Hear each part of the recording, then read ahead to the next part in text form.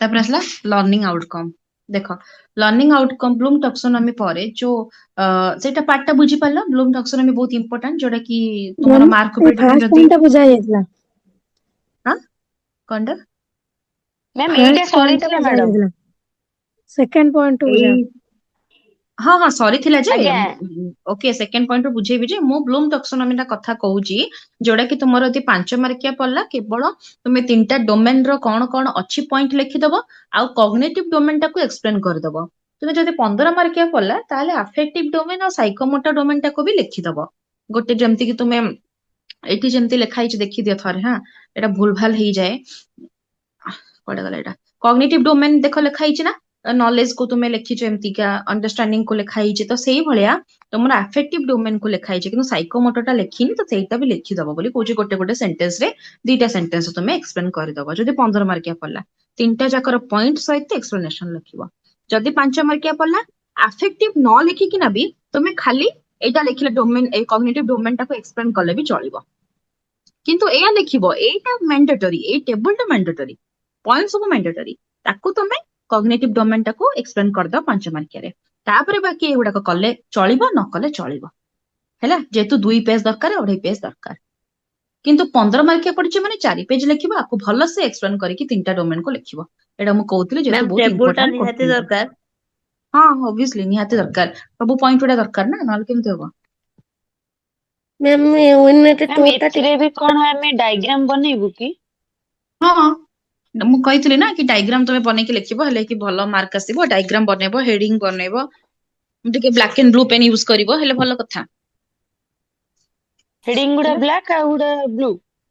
ହଁ ଯଦି କରିବ ତ ଭଲ କଥା, ନହେଲେ ବ୍ଲୁରେ କଲେ ବି କିଛି ଅସୁବିଧା ନାହିଁ ହେଲା।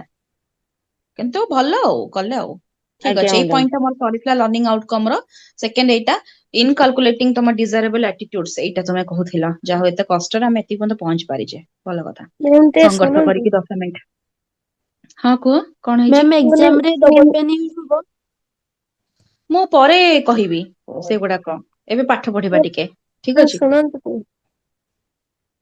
ୟୁନିଟ 2 ହେଇଛି? ଟା ଟିକେ ଫାଷ୍ଟ ଟିକେ ପଢେଇବେ, ମୁଁ କରିନଥିଲି କ୍ଲାସ ଟେ। ତୁମେ କ୍ଲାସ କରିନଥିଲ ବୋଲି ମୁଁ ତ ଫାଷ୍ଟରୁ ପଢେଇ ପାରିବିନି ନା, ଟାଇମ ତ ପୁଣି ଯିବ ନା ନାଇଁ, ବୁଝିପାରୁଛ ନା ନାଇଁ? ଏଥିଲାଗି ନୋଟ୍ସ ତୁମ ପାଖରେ ଯଦି ଥିବ ତୁମେ ମାନେ ନିଜେ ଟିକେ ଦେଖିଦବ ହେଲା, ଡାଉଟ ହେଲେ ମତେ ପଚାରିବ। ମ୍ୟାମ୍ ଆଉ କ୍ଲାସ ର ଇଏ କରିଦଉଛନ୍ତି, ପିଡିଏଫ ନାହିଁ।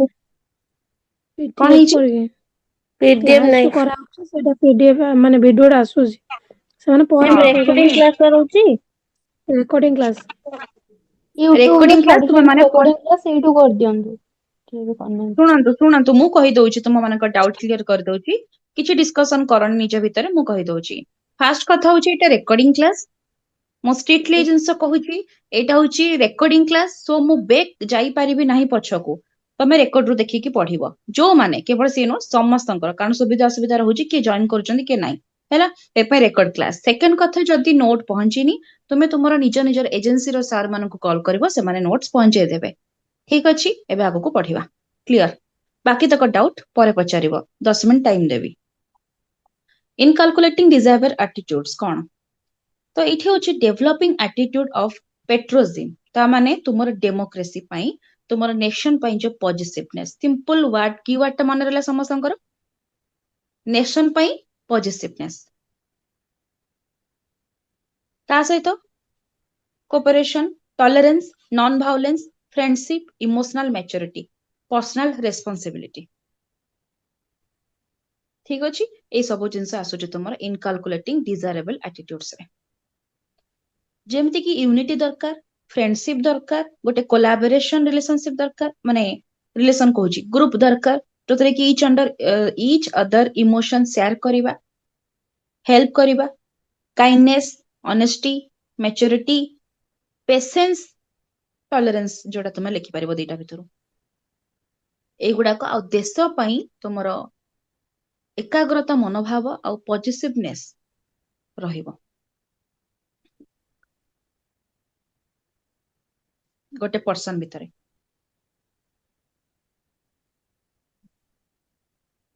Developing attitude to act on accordance with democratic principles and values. ଏଇ ଲାଷ୍ଟ ପଏଣ୍ଟଟା ବେଶୀ ଇମ୍ପୋର୍ଟାଣ୍ଟ, ସେଥିପାଇଁ ଏଇଟାକୁ ଜମ୍ପ କଲି ମୁଁ।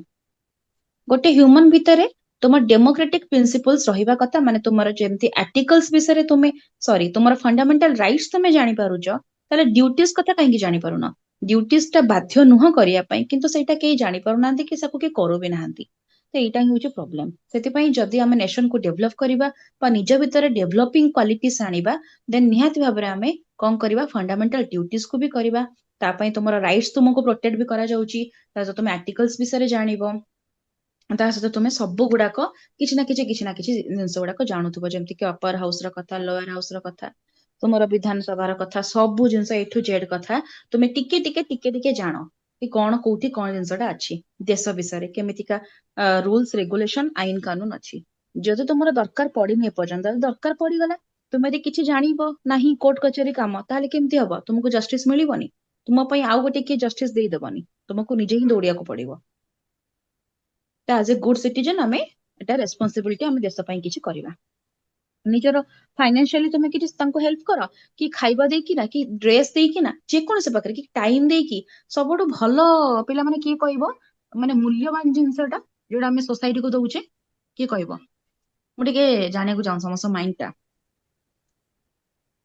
सबुठ मूल्यवान जिनस time ma'am very good time तो टाइम दौचे अच्छा मोर क्वेश्चन टा बोधे भूल थिला टाइम तो दौचे तुम माने ठीक कहलो मो क्वेश्चन अकॉर्डिंग तुम ठीक कहलो वेरी गुड को गोटे हेल्पिंग नेचर टा माने एमितिका अछि जोड़ा कि आमे जन को करबा कथा सो दैट कि तारो माने जो आमे कहूने कि तारो सब किछ सरी जिबा आगुर आमे तो हेल्प कर दोचे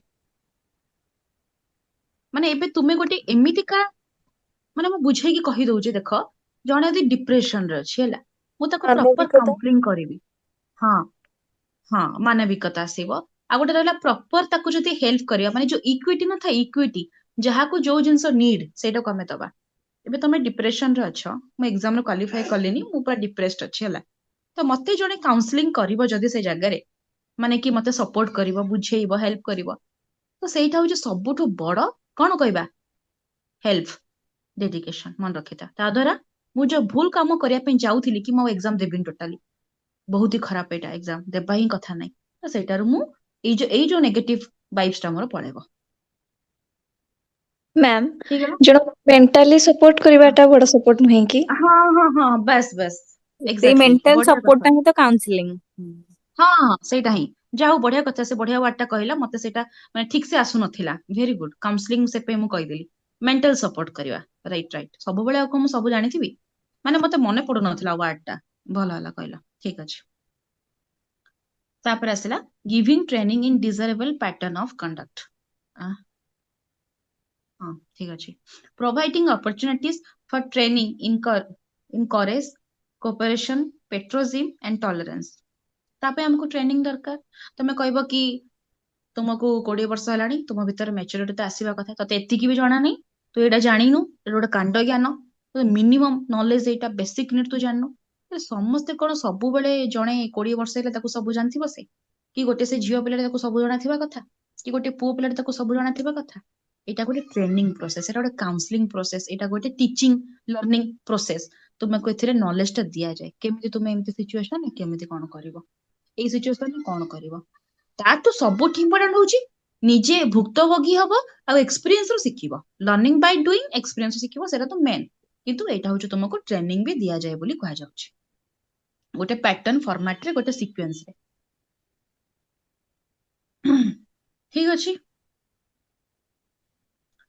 enabling the child to appreciate the viewpoint of others and to make his own contribution आमे ताको या बाध्य करबानी कि एथरे एमति देखिछ ना माने एमति जनक घर को मु जाईथिली ताको पेरेंट्स एते हेल्पिंग टोटल अजनबी मु तांकर किछि नै किछि चिन्हा नै से बहुत दूररा गोटे रिश्तेदार टाइप रो हेबे रिश्तेदार भी नुह चिन्हा परिचय करा जाईथिला हैला मु जाईथिला मोर एग्जाम थिला देबा पई मु जे कि तांग घर रहिथिली तांको पुअर एक्टिविटी देखिबो से छोटा बहुत छोटा माने 12 वर्ष पाखा पाखी हबो हला से एते हेल्पिंग ता नेचर माने आजीवन तांको फैमिली को भूली पारेनी आ या पछर रीजन कोन जानछ तांको पेरेंट्स को परवरिश मने रखिता तांको प्रॉपर टीचिंग जो एटा लेखा हिची giving training at desirable pattern of conduct ए छुआटा 12 वर्ष रु मैच्योर हेबार रीजन कोन तो एक्सपीरियंस अनुसार से तो हेइची किंतु ट्रेनिंग भी ताको दिया हिची ना नहीं कि एमती करिया कथा से माने निजे करूथिबे पेरेंट्स लेकी सिखी कि ना ए जिंसटा से करिछि ତ ଏଇ ଜିନିଷଟା ହିଁ କହିଛି କି ଆମେ ତାକୁ ବାଧ୍ୟ କରିବାନି, ତାର ଆକ୍ଟିଭିଟି ତାକୁ ଆମେ ଏମିତି ବନେଇବା କି ସେ ନିଜେ ତାର ଆକ୍ଟିଭିଟିରେ ଏସବୁ ଜିନିଷ ଆଣିବ, ଅଟୋମେଟିକ ସେ କରିବ, ହେଲ୍ପ ଅଟୋମେଟିକ କରିବ, ତା ହାତ ଯିବ ହେଲ୍ପ କରିବା ପାଇଁ। ଏଇଟା ଥିଲା ପଏଣ୍ଟ। ଇନିସିଏଟିଂ ଆଣ୍ଡ ଇମ୍ପ୍ରୁଭିଂ ବେସିକ ସ୍କିଲ୍, ଆମେ କଣ କରିବା, ସବୁ ବେସିକ ସ୍କିଲ୍ ଗୁଡାକ ତା ଭିତରେ ଇମ୍ପ୍ରୁଭ କରିବା, ଯେମିତି କି ଗୋଟେ ମିନିମମ୍ ବିହେଭିୟର, ଫଣ୍ଡାମେଣ୍ଟାଲ ଥିଙ୍ଗସ ହେଲା ତମର ମିନିମମ୍ ବିହେଭିୟର, ଆମେ କେମିତି ଗୁରୁଜନ ମାନଙ୍କୁ ରେସପେକ୍ଟ କରିବା। ତୁମେ ମାନେ କିଛି ତୁମେ ମାନେ ଏମିତି ମାନେ ନାହିଁ କି ଯେ ତୁମେ ଗୋଟେ ମାନେ କଣ ସେ ଯୋଉ ପକୁଡି ବନେଇକି ତୁମେ ଦବ ହେଲା, ନହେଲେ ତୁମେ କିଛି ଗୋଟେ ଏମିତି ହେଇଗଲା ବିରିୟାନୀ ବନେଇକି ଦବ, ସେମିତି କିଛି ନାହିଁ କି ତୁମେ ତାଙ୍କୁ 50 ପ୍ରକାର ଆଇଟମ ବନେଇକି ଚର୍ଚ୍ଚା କରିବ। କିନ୍ତୁ ତୁମେ ଯଦି ଜଣକୁ ତମ ଘରକୁ କିଏ ଆସିଲେ ତୁମେ କଣ କରିବ, ପ୍ରଣାମ କରୁଛ, ଘରକୁ ଡାକିକି ଭିତରେ ବସେଇବ, କିଛି ନହେଲେ ପାଣି ଗ୍ଲାସଟା ଦବ, ଏତିକି ହଉଛି ଗୋଟେ ବେସିକ ଜିନିଷ। ଏବେ ବୁଝିପାରିଲ କଣ କହିଲି ମୁଁ? Improving basic skill.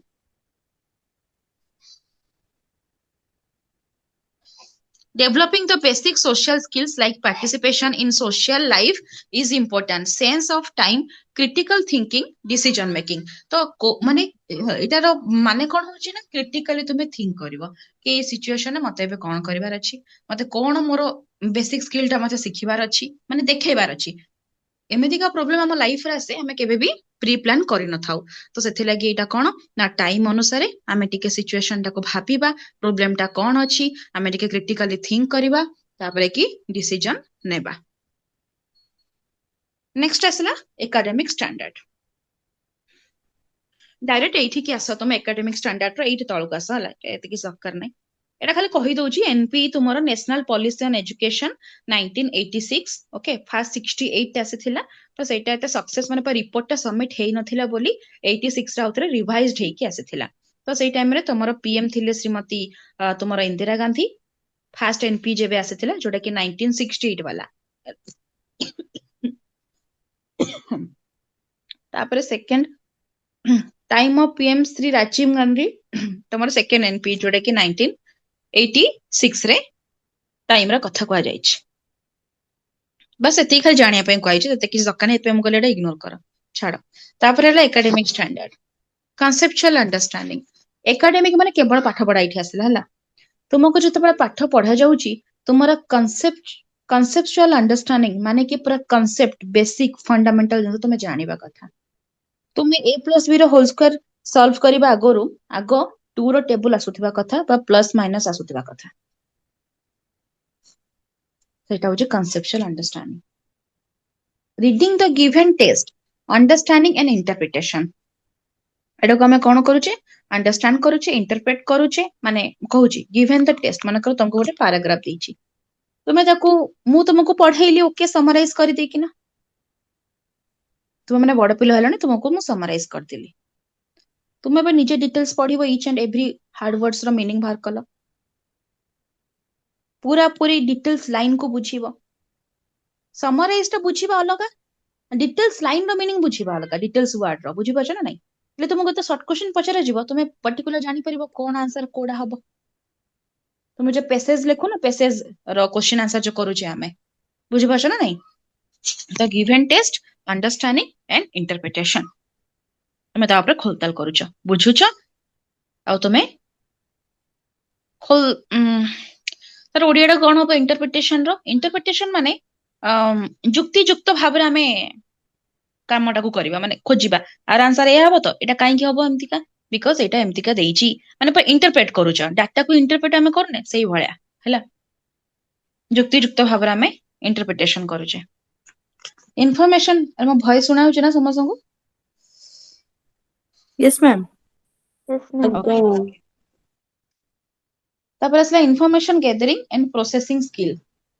तापर हम कोन करछि ना, इन्फॉर्मेशन को हमें गैदर करूछे, कोन म आज पाठ पढिली, कोन जानली, इन्फॉर्मेशन को गैदर कलो, तापर प्रोसेसिंग स्किल। अच्छा ओके ठीक अछि, एमती आज मु या पढिली, से रिलेटेड देखिबो, तुमको होमवर्क दियाइथिबो, तो तुमे से होमवर्क टाको करि परिबो केतेबळे, तुमे जतेबळे जो पाठटा पढाइछि, जो टेस्टटा तुमको दिया गला, ताको तुमे पढिलो, बुझिलो, मे भी तुमको पढाइथिले, हार्ड वर्ड्स बाहर कलो, meaning each and every word sentence रो बुझिलो, पैराग्राफ टाको पूरा भल से बुझिलो, तापर कि से रिलेटेड क्वेश्चन देले ऑटोमेटिक करि परिबा। मते बहुत भल लागे जतेबळे गोटे प्रोज टे पढा जिवो, तार पछाडे जो टेस्ट रो जो क्वेश्चन आंसर न थाए, 1 मार्किया सब 2 मार्किया एमते सब थाए, मते बहुत भल लागे करिया पई। जति की पढा हुए माने गोटे पैराग्राफ भी पढा हबो ना, ମୁଁ ସେଇଥିରେ ଯାଇକି କରିଦେବି ଆନ୍ସରଟା ଆଗତୁରିଆ। ମତେ ଏଇଟା ଭଲ ଲାଗେ। ପୋଏମର ଜମା କରିପାରେନି। ପୋଏମଟା ହାର୍ଡ ଥାଏ ନା, ମାନେ ପୁରା ଏକ୍ସାକ୍ଟ ଆନ୍ସରଟା ମିଳେନି। ପୋଏମର ମୁଁ କରେନି, ପ୍ରୋଜର କରିଦିଏ। ସ୍କୁଲ ଟାଇମର କଥା କହୁଛି। ତାପରେ ଆସୁଛି କଣ, reflection on contemporary issues and questioning. ତାପରେ ତ ପୁଣି ଆଉ ଥରେ ଗୋଟେ ଆସିବ ନା, କିଛିଟା ଗୋଟେ ଡାଉଟ୍ ଆସିବ ମତେ, ଏଇ କ୍ୱେଶ୍ଚନଟାର ଆନ୍ସରଟା ମତେ କାହିଁ ମିଳୁନି, କଣ ହେଇଛି ଆନ୍ସରଟା ଏକ୍ସାକ୍ଟଲି କଣ ହବ। ଦିଟା ଜାଗାରେ ଆନ୍ସର ଲେଖା ହେଇଛି, ଏମିତି ବି ହେଇପାରେ ସେମିତି ବି ହେଇପାରେ, ତାହେଲେ କଣ ହବ। ଯୋଉ ଗୋଟେ କନଫ୍ୟୁଜିଂ ବାଲା ସିଚୁଏସନ ଆସିଲା, କିଛି ଗୋଟେ ଇସ୍ୟୁ ହେଲା କ୍ୱେଶ୍ଚନକୁ ନେଇକିନା, ତାକୁ ତୁମେ କଣ କରୁଛ, ନେକ୍ସଟ କ୍ଲାସରେ ଆସିକି ଟିଚରଙ୍କୁ ପଚାରୁଛ, ଡାଉଟଟା କ୍ଲିୟର କରୁଛ। କେବେ କେବେ ଏମିତିକା ହୁଏ, ଜଷ୍ଟ ସେ ପାରାଗ୍ରାଫରେ ସେ ଆନ୍ସରଟାକୁ ତୁମକୁ କନଫ୍ୟୁଜିଂ ଥାଏ, ନେକ୍ସଟ ପାରାଗ୍ରାଫ ଯେତେବେଳେ ତା ପରଦିନ ପଢାଯିବ, ସେଟାକୁ ତମେ ଡିଟେଲ୍ସ ଆନ୍ସରଟା ପାଇଯିବ ପୁଣି ଆଉଥରେ। ଏମିତି ବି ହୁଏ ସିଚୁଏସନ। ତ ଆରେ କହିବାର ମାନେ ହଉଛି, ତୁମେ ଯେତେବେଳେ ହୋମୱାର୍କଟା କରୁଛ ବା ଇନଷ୍ଟାଣ୍ଟ କିଛି ଗୋଟେ କାମଟା କରୁଛ, ଯାହା ଆଜି ପଢା ହେଲା, ମାନେ ନାଇଁ କି ଯେ ସବୁ କ୍ୱେଶ୍ଚନ ସେଦିନ ହିଁ ସଲ୍ଭ ହେଇଯିବ। କିଛି ଟାଇମ ପରେ ତୁମକୁ ଗୋଟେ ସଡନ ମନେ ପଡିବ, ଏଇଟା ହେଇପାରେ, ଏମିତିକା ହେବା କଥା, ନହେଲେ ତା ପରଦିନ ଡାଉଟଟା କ୍ଲିୟର କରିବ, ନହେଲେ ତା ପରଦିନ ଯାହା ଏକ୍ସଟ୍ରା ପଢା ହବ ସେତେବେଳେ ତୁମକୁ ଏଇ ଡାଉଟଟା କ୍ଲିୟର ହେଇଯିବ।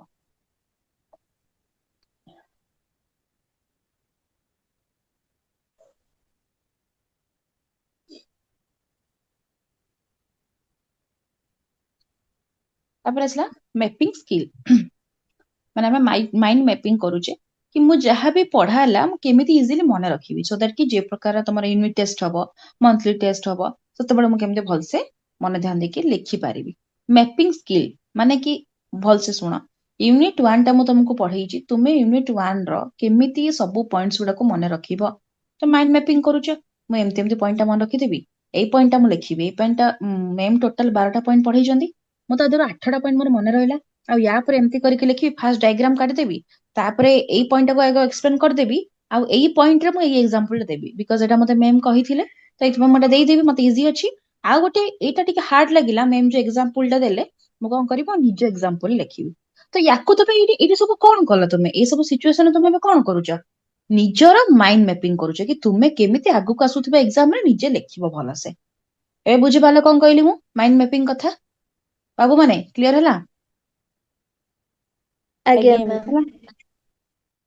ତାପରେ ଆସିଲା ତୁମର ସ୍କିଲ୍, ମାନେ ତୁମର ଏକ୍ସାମ ହେଲା ପରେ ଜଣା ବି ପଡୁଛି କି ତୁମର ମାଇଣ୍ଡଟା କେତିକି ଡେଭଲପ ହେଇଛି ବା କେତିକି ସେ ପାଠଟା ତୁମେ ମନେ ରଖିଛ। ଆପ୍ରିସିଏସନ ଆଣ୍ଡ ସେନ୍ସିଟିଭିଟି, ତ ସେଇଟା ତାପରେ ତୁମେ ନିଜେ ଆପ୍ରିସିଏଟ କରୁଛ ନିଜକୁ, ଟିଚରଙ୍କୁ ବି କରୁଛ, ନାଇଁ ବହୁତ ଭଲ ହେଲା ଏକ୍ସାମଟା, ବହୁତ ଭଲ ଥିଲା, ଏମିତି ଏବେ କ୍ୱେଶ୍ଚିନଟା ବହୁତ ଇଜି ଥିଲା ବୋଲି ମୁଁ ବଞ୍ଚିଗଲି, ନହେଲେ ଯାଇଥାନ୍ତା ହେଲା। ତ ସେଇଟା ହିଁ କଥା, ଏବେ ଦେଖାଯାଉ କଣ ହଉଛି। ଛାଡ ସେଇ ଏକ୍ସାମ କଥା ଛାଡ, ଏକ୍ସାମ କଥା ଭୁଲିଯିବା। ମୁଁ ଚାହିଁକି ବି ଭୁଲି ପାରୁନି, ମୁଁ ନିଜେ, ତମେ ମତେ ଟିପ୍ସ ଦିଅ, ମୁଁ କେମିତି ପାଠ ପଢିବି, ମୁଁ ସେଇଟା ଭାବୁଛି କେମିତି ପାଠ ପଢିବି, ମୁଁ କଣ କଲେ ପାଠ ପଢାଟା ହବ, ପଢି ପାରୁନି ମୁଁ, ସେଇଟା ମ୍ୟାମ୍ ହଉଛି ଟିକେ ପ୍ରୋବ୍ଲେମ, ଟାଇମ ବି ମେଡିଟେସନ ପଳଉଛି। କରନ୍ତୁ।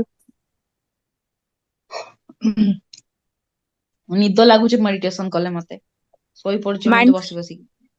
ଚଳିବ। ଚଳିବ, ଲାଭ କଣ ହେଲା ତାହେଲେ। ହଉ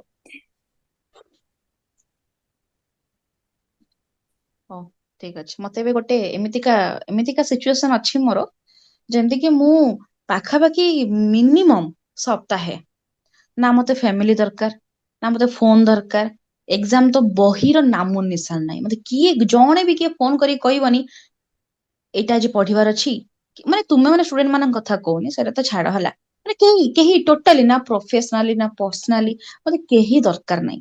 କେବଳ ମୁଁ ଗୋଟେ ହିମାଳୟ ଭଳିଆ ଜାଗାକୁ ଯିବାକୁ ଚାହୁଁଛି, ଗୋଟେ ଶାନ୍ତିରେ ବସିବି, ନେଟୱାର୍କ ନଥାଉ, ମୁଁ ସେଠି ହଜିଗଲେ ବି ଚଳିବ, ମୁଁ ଆଉ ଏଇ ପୃଥିବୀ ଲୋକକୁ ଫେରିବାକୁ ଚାହୁଁନି।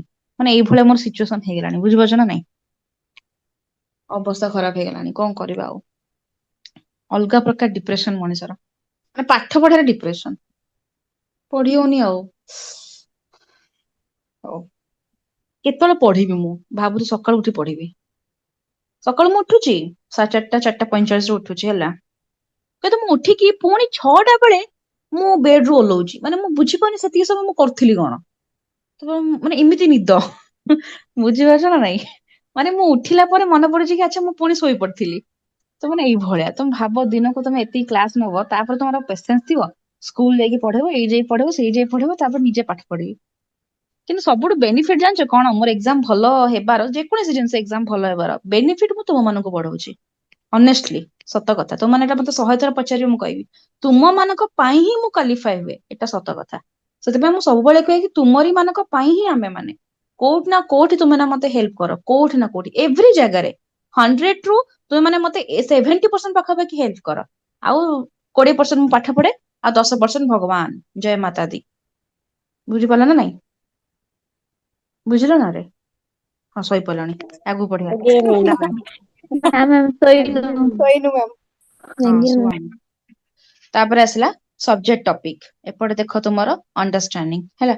ତ ଏଇଠି ଦେଖ ସବଜେକ୍ଟ ଆଉ ଓବ୍ଲିକ୍ ଦିଆହେଇଛି ଟପିକ। ଏଇଠି ଦେଖ ଗୋଟେ କମ୍ପ୍ଲିକେଟେଡ ବାଲା ସିଚୁଏସନ ଅଛି, ତୁମେ ମନେ ରଖିଥିବ ପ୍ରଥମ ଅଧ୍ୟାୟ ହେଲା, ତମର ୟୁନିଟ କୁହାଯାଏ ତାକୁ। ତା ଦେହରେ ପୁଣି ପ୍ରଥମ ପାଠ, ଦ୍ଵିତୀୟ ପାଠ, ତୃତୀୟ ପାଠ, ସମସ୍ତେ 10th କ୍ଲାସ ଜିଓଗ୍ରାଫି ପଢିଛ ନା? ଦେଖିଥିବ ନା କେମିତି ସବୁ ଅଛି, ପ୍ରଥମ ପାଠ, ଦ୍ଵିତୀୟ ପାଠ, ତୃତୀୟ ପାଠ। ତ ଗୋଟେ ଗୋଟେ ଆଜ୍ଞା ଲେସନ ମ୍ୟାମ୍। କୁହନ୍ତି। ତ କଣ କହିବା ଆମେ ଗୋଟେ ଗୋଟେ ଲେସନ ହେଲା, ବା ଆମେ କହିବା ଚାପ୍ଟର। ୟୁନିଟ କୁହାଯାଏ 1 କୁ, ମାନେ ଯୋଉ ପ୍ରଥମ ଅଧ୍ୟାୟ, ତା ଭିତରେ ଆମେ କହିବା ଚାପ୍ଟର 1, ଚାପ୍ଟର 2, ଚାପ୍ଟର 3, ନହେଲେ ତ ଲେସନ ବି କହିପାରିବ। ମୁଁ ଜାଣିଛି ଏଇ ଦିଟା କୁହାଯାଏ, ବାକି ଆଉ ତୁମେ ଯଦି ଜାଣିଥିବ ଓକେ। ଏଇଟା ସବୁବେଳେ ମନେ ରଖିଥାଅ, ସବଜେକ୍ଟ ଆଉ ଟପିକ। ସବଜେକ୍ଟ ହଉଛି ତୁମର ଏକ୍ସାମ୍ପଲ ଜିଓଗ୍ରାଫି, ଟପିକ ତା ଦେହରେ କଣ, ମୁଁ ଗୋଟେ ରିସୋର୍ସେସ ପଢେଇଲି, ତା ହଉଛି ଟପିକ। ସେଥିରେ ତୁମେ କି ୱାର୍ଡସ ବାଛୁଛ, କଣ କଣ ହାର୍ଡ ୱାର୍ଡସ ଅଛି, କି କନସେପ୍ଟ, ଯେମିତି କି ମୁଁ ତୁମମାନଙ୍କୁ କହେନି କି ଯେମିତି କି ଇମୋସନ ନାଇଁ ରହିଥା, କୋଉଠି ଗୋଟେ ଏଇଠି ଗୋଟେ ଥିଲା, କନସେପଚୁଆଲ ଅଣ୍ଡରଷ୍ଟାଣ୍ଡିଂ ର ମାନେ ହଉଛି ଡିପ୍ ଅଣ୍ଡରଷ୍ଟାଣ୍ଡିଂ, କ୍ଲିୟର ଅଣ୍ଡରଷ୍ଟାଣ୍ଡିଂ। ଯେମିତି ମୁଁ ତମ କି କନସେପ୍ଟ ଟା କହିଲି, ୟାର ଇଜି ଫର୍ମାଟ ଟା କହିଲି, ତ ତାକୁ କୁହାଯାଏ ତମର କଣ, କି କନସେପ୍ଟ। ଆଉ କି ୱାର୍ଡସ ମାନେ ଯେମିତି ତୁମେ କନସେପଚୁଆଲ ର ଗୋଟେ କି ୱାର୍ଡ ତୁମେ ଏଟା ବୁଝିପାରୁନ ତା ଆନ୍ସର ଟା, ତା ମିନିଂ ଟା କଣ ହବ, ଏଟା କି ମୁଁ ତାକୁ କହିଲି କି ଡିପ୍। କନସେପଚୁଆଲ ମାନେ ପୁରା କନଫ୍ୟୁଜନ ନଥିବ, ପୁରା କ୍ଲିୟରାନ୍ସ ଥିବ, ଏଟା ହେଲା ତୁମର କି ୱାର୍ଡ।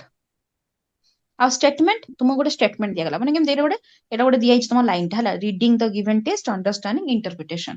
ଏଟା ପଢିକି ମୁଁ କିଛି ବୁଝିପାରିଲିନି, ତ ଏଇ ସେଣ୍ଟେନ୍ସ ଟାକୁ ଯେତେବେଳେ ମୁଁ ବୁଝଉଛି, ସେଇଟା ହଉଛି ତୁମର ଷ୍ଟେଟମେଣ୍ଟ କୁ ବୁଝେଇବା ବା ଗୋଟେ ଲାଇନ ଟାକୁ ବୁଝେଇବା। ଏବେ ବୁଝିପାରିଲ କଥାଟା କଣ? ମୁଁ ପୁରା ଡାଇଗ୍ରାମ ଟା ବୁଝେଇଲା ପରେ ଜାଣିପାରିବ କଣ ପାଇଁ କହୁଛି ଏଟା। ଅଣ୍ଡରଷ୍ଟାଣ୍ଡିଂ ରେ କଣ ଆସିଲା, କନସେପଚୁଆଲ ଅଣ୍ଡରଷ୍ଟାଣ୍ଡିଂ ମାନେ ପୁରା ଓଭରଅଲ ଡିପ୍ ଅଣ୍ଡରଷ୍ଟାଣ୍ଡିଂ, ସବୁ ଜିନିଷ ତମେ ବୁଝିଥିବ। ଏତେ ତୁମେ କ୍ଲାସିଫିକେସନ ଆସୁଛି, ଅଧା ଅଧା କରିକି ବୁଝିବ ନା, ଆଜି ଗୋଟେ ପାରାଗ୍ରାଫ, କାଲି ଗୋଟେ ପାରାଗ୍ରାଫ, ତାପରେ ଗୋଟେ ପାରାଗ୍ରାଫ, ଏମିତି ପଢାଯାଏ। ପୁଣି ରିଜନ, କଣ ପାଇଁ ଏମିତି ହେଇଥିଲା, ଏଇ ଗପରେ, ଏଇ ପାଠରେ, ଏମିତିରେ। ସିମିଲାରିଟି, କଣ କଣ ଆମେ ସାମଞ୍ଜସ୍ୟ ଖୋଜୁଛେ, କି ଯେମିତି ତମର ରିନ୍ୟୁଏବଲ ରିସୋର୍ସେସ ଆଉ ତମର ଆସିଗଲା କଣ ସେଟାରେ, କି ତା ଇଂଲିଶ ଟା କଣ ଭୁଲିଗଲି, ଗଚ୍ଛିତ ସମ୍ବଳର ଇଂଲିଶ ଟା କଣ, ଷ୍ଟୋରେଜ ନାଇଁ, ସଡନ ଭୁଲିଗଲି, ଗଚ୍ଛିତ ସମ୍ବଳର ଇଂଲିଶ ଟା ପୋଟେନସିଆଲ କଣ ଗୋଟେ ପୋଟେନ୍ସିଆଲ। ମନେ ନା ତ ନାହିଁ। ମନେ ନାହିଁ, ମୋର ବି ମନେ ପଡିଲାନି, ଭୁଲିଗଲି। ଆଚ୍ଛା ଛାଡ, ଠିକ ଅଛି, ହଉ ମୁଁ ଓଡିଆରେ କହିଦଉଛି। ଯେମିତି ତମ ନବୀକରଣ ଯୋଗ୍ୟ ସମ୍ବଳ ଆଉ ତମର ଗଚ୍ଛିତ ସମ୍ବଳ ଭିତରେ କିଛି ସିମିଲାରିଟିସ୍ ଅଛି କି, ମୁଁ ଏଟା ଯୋଉ ଖୋଜୁଛି, ମାନେ ମୁଁ କହୁନି କି ସିମିଲାରିଟିସ୍ ଅଛି, ମୁଁ ଏୟା କହୁଛି କି ଆମେ ଖୋଜୁଛେ କି ଦିଟା ଭିତରେ କାଳେ ସିମିଲାରିଟିସ୍ ଅଛି। ଠିକ ଅଛି, ତ ଏଇଟା ହଉଛି କଥା। ଏଇଟା ହେଲା ତମର ଡିଫରେନ୍ସେସ୍, ସିମିଲାରିଟି। ତାପରେ ଆସିଲା ଡିଫରେନ୍ସେସ୍, ନାଇଁ ଟୋଟାଲି ଅଲଗା, ନବୀକରଣ ଯୋଗ୍ୟ ସମ୍ବଳ ଅଲଗା, ନବୀକରଣ ଅଯୋଗ୍ୟ ସମ୍ବଳ ଅଲଗା, ଦିଟାକୁ ପୁରା ଓଲଟା। ଏକ୍ସାମ୍ପଲ୍ସ, ଯେମିତି ପିଲାମାନେ କହିଲ ନବୀକରଣ ଯୋଗ୍ୟ ସମ୍ବଳର କଣ ହବ, ଅଯୋଗ୍ୟ ସମ୍ବଳର କଣ ହବ, ତ ଦୁଇଟାକର କଣ ଏକ୍ସାମ୍ପଲ ସେମ୍ ଥିବ, ନାଇଁ ଓବିୟସଲି ଅଲଗା। ତାପରେ ଆସିଲା ଏକ୍ସପ୍ଲେନିଂ, ଏମିତି କାହିଁକି ହେଲା, କଣ ପାଇଁ ଏଇଟା ହବ, ଏକ୍ସପ୍ଲେନ କରୁଛ। ସିମ୍ପଲ, ସବୁ ୱାର୍ଡ ଗୁଡାକ ଆଇ ଥିଙ୍କ ବୁଝିପାରିଥିବ। ଏବେ ଦେଖ ଦିଟା ଯାକ ଜଏଣ୍ଟ କରିକି ଆସିଗଲା ତୁମର process, activities, role play, discussion, project. କେମିତିକା ଆମେ ପିଲାକୁ ପାଠ ପଢେଇବା ସୋସିଆଲ ସାଇନ୍ସ ରେ, ଗୋଟେ ସବଜେକ୍ଟ ଗୋଟେ ଟପିକ କୁ। ସିମ୍ପଲ କଥା, କେମିତି ତୁମେ ସବଜେକ୍ଟ ଟପିକ ଚୁଜ କରିବ, ତା ଭିତରେ ଏତିକ ସବୁ ପଏଣ୍ଟ ଆସିଲା ସବଜେକ୍ଟ ଟପିକ ରେ, ପୁଣି ଅଣ୍ଡରଷ୍ଟାଣ୍ଡିଂ ରେ କଣ କଣ ପଏଣ୍ଟ ଆସିଲା ଦେଖିଲ।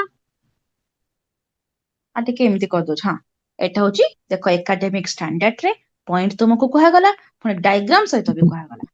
ତାପରେ କି ତୁମେ କଣ କରିବ, ଫାଷ୍ଟ ପ୍ରୋସେସ ଷ୍ଟାର୍ଟ କରିବ, ପଢେଇବା ଷ୍ଟାର୍ଟ କରିବି, ଆକ୍ଟିଭିଟିଜ, ରୋଲ ପ୍ଲେ କରିବି, ଡିସ୍କସନ କରିବି, ଲାଷ୍ଟ ପ୍ରୋଜେକ୍ଟ ତାକୁ ଦେବା, ଯୋଉ ହୋମୱାର୍କ କହନ୍ତି ହେଲା, ପ୍ରୋଜେକ୍ଟ ହଉ ହୋମୱାର୍କ ହଉ ସେଟା ତମେ ଡିପେଣ୍ଡ କର। ଏବେ ବୁଝିଲ, ସମସ୍ତେ କ୍ଲିୟର ହେଲା ଡାଇଗ୍ରାମ ସହିତ। ଆଜ୍ଞା। ଆଜ୍ଞା ମ୍ୟାମ୍। ରେକମେଣ୍ଡେସନ୍स ଅଫ କୋଠରୀ କମିଶନ।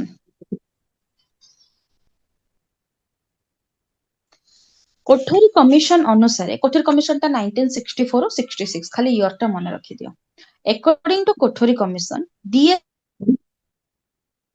कोठरी थिले तांकर चेयरमैन ई कमिशन रो तुम कहूची सुन कि अनम्यूट कर दीजिए पुणी म्यूट करो एतिकी तुम खाली मन रखी था डिफरेंट टाइप रो एजुकेशन कमिशन अच्छी राधाकृष्णन कमिशन कोठरी कमिशन मुदालियर कमिशन एमिति बहुत प्रकार कमिशन अच्छी जो माने कि किए सेकेंडरी एजुकेशन को किए प्राइमरी किए हायर सेकेंडरी किए अपर प्राइमरी किए तुमर जो यूनिवर्सिटी लेवल कथा किए कौन कहूथिले कि आमे एजुकेशन को इम्प्रूवमेंट करबा किंतु एनपी गोटे ही एजुकेशन पॉलिसी जे कि सब गुड़ाक जिनस को कहला primary upper primary secondary higher secondary तुम जा कर सब जाक स्टेज को से कहला इम्प्रूवमेंट कर एबे तुम 2020 कथा मु कहूची 10 +2 +3 पर भी चेंज हेछि तो माने जानछ केते हेछि को प्रोसेस टा चली जेबे हमर आ सही 10 +2 +2 रासछ सॉरी +2 +3 रे चेंज हेछि ना नहीं एबे हाँ मैम कोन हेछि एनईपी 2020 ना माने जो 10 +2 +3 टा चेंज हेछि कोन हेछि मु सेडा पचाछ 5+3+3+4 सियोर अछि एटा पूरा आगे ଆଜ୍ଞା मैम 100% सियोर तो डाउट आगे अच्छा तो एते पई टिके अपडेट समस्ते न था बुझी परलो कोन कोन जिंस आसीची तो सेई सॉरी दृष्टि मैम टिके कोठरी प्लीज कमिशन एक्सप्लेन करिवे कि बुझी पारलेनी माने ना कोन ना मु चेंज को होथले आगे ना हाँ मु सेटा कहूथिली कि तुमरो जो एनपी कुह कि एनईपी दीटा जाक एका ही हैला एनपी ही तो बेसिक कहा जाए नेशनल पॉलिसी एंड एजुकेशन हैला तो सेइथिरे तुमरो आसीची 2020 रे 10 +2 +3 थिला माने 2020 पर्यंत हैला 2020 मसे जाके 10 +2 +3 सिस्टम थिला कि नहीं हमर बेसिक आगे एजुकेशन मैम सिस्टम कोन थिला 10 +2 10 +3 +2 +3 यस मैम हाँ एबे रिसेंटली कोन हेछि 5 तापर कोन हेछि मु तुमनको पचारली कोन हेइथिला 5 +3 +3 प्लस कोन 4 ना 1 ना 2 फोर मैम मैम हाँ तो अच्छा एते जिंस हाँ एते जिंस डिटेल्स जानिबा दरकार नहीं मु खाली एई जिंसटा तुमको कहूची मु खाली एई जिंसटा कहूची कि डिफरेंट कमिशंस तुमको रेकमेंडेड करे कि किए कहूची प्राइमरी टाको पढ़ा 6 रु 14 वर्ष पढ़ा डिसेबल चाइल्ड मान को पे 18 वर्ष अछि जानछ ना नहीं डिसेबल चाइल्ड मान को पे केते 18 वर्ष हैला तो 6 रु किए कहूची 14 वर्ष पर्यंत कर प्राइमरी टाको दियो किए कहूची आरो खाली प्राइमरी देले केमिति हबो पुଣି सेकेंडरी टा किए पढ़िबो सेकेंडरी दियो किए कहूची हायर सेकेंडरी दियो किए कहलानी यूनिवर्सिटी दियो किए कहलानी भोकेशनल एजुकेशन दियो तो एई जो कोठरी कमिशन तमरो बेसिक एजुकेशन जोडा कि तमरो जो 6 रु 14 वर्ष कथाटा सेइथिरे कहिथिला आ ता सहित कोन कोन कहितला मु कहूची ता सहित कोन कोन कहितला तुमे व्यस्त होनी कहूची प्रोडक्टिविटी इंक्रीज हबो माने आउटकम बाहरिबो माने कि जेमती कि इनपुट तुमे दउछ ना आउटकम डबल बाहर कर पिल्ला को हमें सफिशिएंट पाठ पढेबा माने भलो से पाठ पढेबा जेमती गोटे ताकू माने प्रोडक्ट जेमती बाहरिबो माने कि ताकू कोन कोन ओडिया रे एथा आमे ताकू संपूर्ण करिके छाडिबा माने कैपेबल बने कि छाडिबा बुझिबा ना नहीं तार भीतर कैपेसिटी पूरा भरी दबा आमे हैला ना एबे बुझि पेलो समस्ते एटा होची तार थिला promoting social and national integration just यार explanation जणे जदि प्रोडक्टिविटी भरिया पई चाहूची जनक भितरे ता माने कोन खाली पाठडा को भर देबी 100% केमती हबो मोरल एक्टिविटी हैला सोशल सब प्रकार ना कल्चर तम जति को सब डेवलपमेंट चाइल्ड डेवलपमेंट पढिथिबो ना social emotional language cultural moral पढिथिबो सब 6 प्रकार 7 प्रकार डेवलपमेंट अछि तुमरो बेसिकली तो सेटा होची कथा सोशल आउ नेशनल इंटीग्रेशन बेसी करके आमे आनिबा सोसाइटी पई पॉजिटिवनेस आउ नेशन पई तमरो इंटीग्रेशन माने समन्वित जोटा आमे कहिबा बा unity developing social moral and spiritual value आमे कोन डेवलप करबा स्पिरिचुअल वैल्यू जनक भितरे जेमति कि गॉड किछि करनांती मु ऑटोमेटिक पाठ पढली मु क्वालिफाई करि गली सेमति हुएनी पिला माने ओवर पॉजिटिव केबे हबनी भगवान ना तुमरो सब किछि देखिबे किंतु गर्वटा केबे देखिबेनी मन रखिछ ना नहीं तेतिला कि कष्ट करिवो भगवान को पाखरे कि मुंड पिटिबो हेले जे कि क्वालिफाई हो मन रखिता आजिका दुनिया रे ବିକଜ ଭଗବାନ ତମର ବହୁତ ପରୀକ୍ଷା ନିଅନ୍ତି, ଏଇଟା ମୋ ନିଜର ଏକ୍ସପିରିଏନ୍ସ ରୁ ମୁଁ କହୁଛି ହେଲା। ବହୁତ ବହୁତ କଷ୍ଟ, ଗୋଟେ ଜିନିଷଟାକୁ ଆମେ ଆଚିଭ କରିବା ବହୁତ କଷ୍ଟ। ତ ମୋରାଲ ଆଉ ସ୍ପିରିଚୁଆଲ ଭ୍ୟାଲୁ, ମୋରାଲ ମାନେ ନୈତିକ ଜ୍ଞାନ, ବେସିକ ଜିନିଷ ଗୁଡାକ, ବେସିକ ତୁମର ବିହେଭିୟର, ଆଟିଟ୍ୟୁଡ, ପର୍ସନାଲିଟି। କିଏ ଗୋଟେ ଅନମ୍ୟୁଟ କରିଦେଇଛି, ମତେ ଶୁଣା ଯାଉଛି ଟିକେ ଟିକେ ଚୁଙ୍ଗୁ ଚୁଙ୍ଗୁ ଆବାଜ, ମ୍ୟୁଟ କରିଦିଅ। ତାପରେ ଆସିଲା aims of teaching social study. Aim କଣ ଥିଲା ସୋସିଆଲ ଷ୍ଟଡିର? To help the students to acquire knowledge. ମତେ ଟିକେ ଟାଇମ ଟା କହିବ, କେତେଟା ବାଜିଲାଣି? ଦେଖୁଥିବ ଟାଇମ ଟା, 9ଟା ହେଲା ମତେ କହିବ। କଣ 8:45? ସତରେ ତୁମମାନଙ୍କୁ ପଢେଇଲେ ମତେ ଜଣା ପଡେ ଏମିତି ଟାଇମ ପଳେଇଲା। ସରି, ହଉ ଛାଡ, ଜଲ୍ଦି ପଢିବା। To help the students to acquire knowledge of their environment. ଆମେ କଣ କରିବା ନା ଷ୍ଟୁଡେଣ୍ଟକୁ ଆମେ ସବୁବେଳେ ଏନାବଲ କରିବା କି ସେ ଏକ୍ସପିରିଏନ୍ସ ମାଧ୍ୟମରେ ଶିଖିବ, ଦ୍ୟାଟ ଟୁ ବି ଏନଭାରମେଣ୍ଟରୁ, ନେଚରରୁ ସବୁ ଜିନିଷ ସେ ଶିଖିବ। To develop good citizenship and emotional integration. ଆମେ ଗୋଟେ ଭଲ ନାଗରିକ ତାକୁ ବନେଇବା, ଆଉ ଇମୋସନାଲ ତା ଭିତରେ ଇଣ୍ଟିଗ୍ରେସନ, ମାନେ ଯେମିତି କି ଯୋଉ ଗୋଟେ ଗରିବ ଲୋକଟାକୁ ଦେଖିଲେ ତା ମନରେ ଦୟା ଆସିବ। କେମିତି ଆସିବ? ତା ଭିତରେ ଇମୋସନ ଅଛି ବୋଲି। To emphasize on national and world unity. ଆମେ ତାକୁ ଏହା କହିବା, ଏହା ଇମ୍ପୋର୍ଟାନ୍ସ ଦେବା କି ନେସନ ଫାଷ୍ଟ ପ୍ରାୟୋରିଟି। ଦେଶ ପାଇଁ ତୁ କିଛି ବି କରିଦେଇପାର, ବାସ୍ ଦେଶ ପାଇଁ ଯୋଉଟା ଲିଗାଲ ତୁ ସେଇଟା ଆଗ କରିବୁ, ୱିଦାଉଟ୍ ଏନି ସେକେଣ୍ଡ ଥଟ୍ରେ। To understand human relationship. ସମସ୍ତଙ୍କ ଭିତରେ ଆମେ ଗୋଟେ ଭଲ ରିଲେସନସିପ ରଖିବା। ମାନବ ସେବା ହିଁ ମାଧବ ସେବା, ଏଇଟା ଭାବିବାର ଅଛି। ସମସ୍ତଙ୍କ ଭିତରେ ଗୋଟେ ଗଡ ଅଛି ବୋଲି ଆମେ ଭାବିବା, ଏପାଇଁ ହ୍ୟୁମାନ ସହିତ ରିଲେସନସିପ ଭଲ ରଖିବା। ରେକମେଣ୍ଡେସନ୍ସ ଅଫ ଏମପି 1986, ଏଇଟା important. Two bring the physical, two bring about physical emotional and ethical integration. Etah ethical हबो हैला। आमे एटी कोन करबा ना फिजिकल इमोशनल सब प्रकार इंटीग्रेशन, माने कि एटा कहबाको गले एनपी तुमरो कहिथिला कि गोटे चाइल्ड भितर सब प्रकार इमोशन, सब प्रकार डेवलपमेंट देखा जिबा कथा। जदि चाइल्ड खाली पाठ पढ़ी देछि किंतु ता भितर मोरल एक्टिविटी नाही, केमिति काको बिहेव करिवो जणा नाही, केमिति निजर इमोशन कंट्रोल करिवो जणा नाही, बुझी पारलो, केमिति निज कल्चर को सेलिब्रेट करिवो जणा नाही, निज मातृभाषा आसु नाही, ताहले हबो नाही, बस सिंपल कथा। To inculcate an individual spirit of truthfulness, temperance and courage। तो समस्तଙ୍କ ଭିତରେ ଆମେ କୋडे कोन ना truthfulness, सतर, सब जिंस आमे कहिबा कि सब तू सत कहिबू। courage, encouragement, इजी वर्ड गुडा लेख, सब समस्तଙ୍କ ଭିତରେ ଆମେ मोटिवेशन आ उडा असला कोन सत कथाडा ଆମେ कहिबा।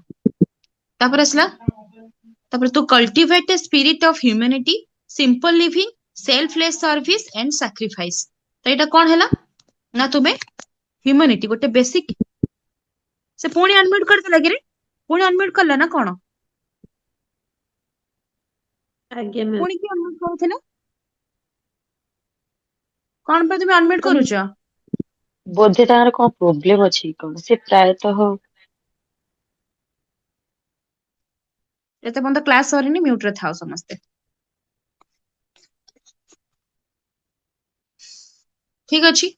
तापर असला तमरो कोन ना टू, हां एडी जिंसटा मु कहली कि ता भितर सत कहिबार माने सब बेले से सत कहिबो, ता भितर गोटे स्पिरिचुअल एक्टिविटी आ गोटे कोन ना एनकरेजमेंट, सब बेले निजको मोटिवेट रखिबो, कॉन्फिडेंस रे रहिबो, एनर्जेटिक रहिबो, पेशेंस रखिबो, ए सब एक्टिविटी हमें करबा। To cultivate the spirit of humanity, मानविकता, सिंपल लिविंग, शांत भाବରେ बंचिबो, माने सिंपल माने कि सरल जीवन यापन करिवो, से सेल्फलेस सर्विस करिवो। निजर प्रोफेशन जोटा सेतिरे तुमे मनी इनकम करियाको पड़िबो, नल तुम घर तो चलिबोनी, बुझी पारला कथाटा। एबे मोर प्रोफेशन होची टीचर, मु मानुची कि तुम माननको मु पाठ पढौची, सेल्फलेस सर्विस करिबा कथा, किंतु इटा मो प्रोफेशन। जदि मु पैसा ही आनिबिनी तो मो घर लोक केमति चलिबे, मु केमति चलिबी, ठीक अछि। किंतु किछि किछि जगह रे हमें सेल्फलेस सर्विस माने जेमति कि हमें दान टिके दबा।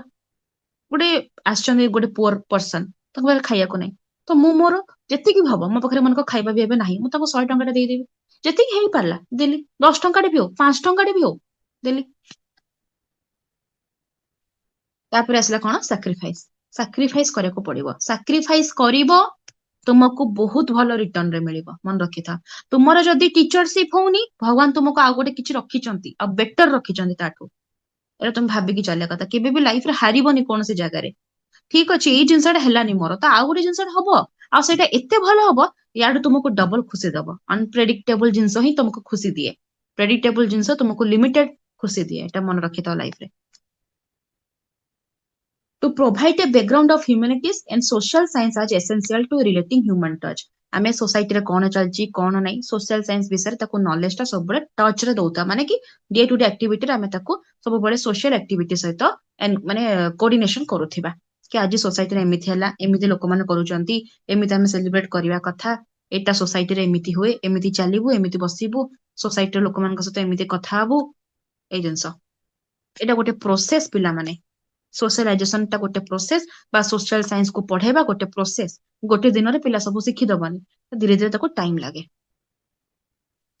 To promote the study of classes and develop pride in national culture and heritage जो निजर कल्चर को बहुत तुम इंपोर्टेंस देव because culture is learn culture is dynamic culture is transferable culture को आम शिखुचे आफ्टर बर्थ हमको शिखा जाए तुम माँ पेटर शिखिक आसीना तुमको आफ्टर बर्थ शिखा जाए कि तुम्हें कल्चर सेलिब्रेट करिवो तुमको ट्रांसफरेबल एटा होची कोन गोटे जनरेशन टा गोटे जनरेशन आमे ट्रांसफर करूचे डायनामिक आमे हमरो सुविधा अनुसार आमे ताकू चेंज करिकी सेलिब्रेट करूचे जेमिति सुविधा आमे सेमिति सेलिब्रेट करूचे डायनामिक चेंज परिवर्तनशील संस्कृति होची परिवर्तनशील आ कोन ना स्पिरिट ऑफ ब्रदरहुड भाईचारा समस्त भितरे थिबा कथा एनसीएफ हैला नेशनल करिकुलम फ्रेमवर्क 2005 कोन कहितला टीचर मान कर देखो एठी कहिछि से कहूची to learn the respect difference of opinion in lifestyle and cultural practices to grow up as active responsible and reflective member of society तुमको गोटे कोन आमे रेस्पॉन्सिबल आ रिफ्लेक्टिव मेंबर ऑफ सोसाइटी बनिवो सोसाइटी रे तुमे कोन हबो गोटे भलो ह्यूमन टे बनिवो बुझि पाछो ना नहीं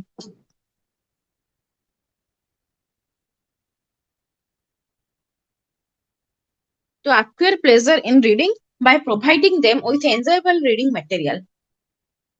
To acquisition, to question and examine received ideas, institutions and practices. National Curriculum Framework.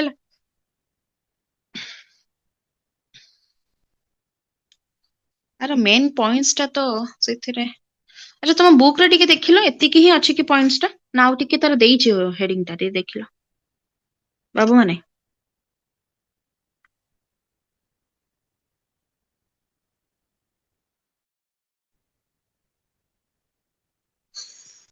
हो सुनो गोटे काम कर मो पाखरे टिके बोधे थिला कि कोन मो जाननी अच्छा हो रुआ मते लागुची मो पाखरे एनसीएफ आ एसीएफ रा टिके तमरो बेसिक नॉलेज टा थिला बोधे मो पाखरे हला मु टिके देखियाउ पड़ियो देखि कि मु टिके फोटो उठे कि टिके से दिन पढेबी हला नेक्स्ट क्लास रे ओके तार टिके जो डेफिनेशन टा काहा को कहा जाय मु तुमको से दिन टिके देखैबी से दिन स्क्रीन शेयर करके हला जदि मते मिले तो नले डायरेक्ट पढे देबी आज टिके एटा देखि देबा एटा टिके देखि दे एटा इजी अछि देखो एनसीएफ होची नेशनल और स्टेट एससीएफ होची स्टेट करिकुलम फ्रेमवर्क हला एति खाली मन रखि तो तुमको कहूची तापर आसला तुमरो सोशल वैल्यू देखो एटी सोशल स्टडीज टीचिंग रे कोन कोन आसीबो सोशल वैल्यू विषय में पिला को पाठ पढेबा सोशल स्टडी रे इन्फॉर्मेटिव वैल्यू जोड़ा कि मेजर वैल्यू कोन माने कि सब जिंसर मूल्य आमे ताको बतेबा मूल्यबोध शिक्षा तापर आसला कल्चरल वैल्यू कोन वोकेशनल एक्स्ट्रा करिकुलर एक्टिविटी रो वैल्यू टा कोन मोरल वैल्यू तापर आसला तुमरो ट्रेनिंग फॉर कोऑपरेशन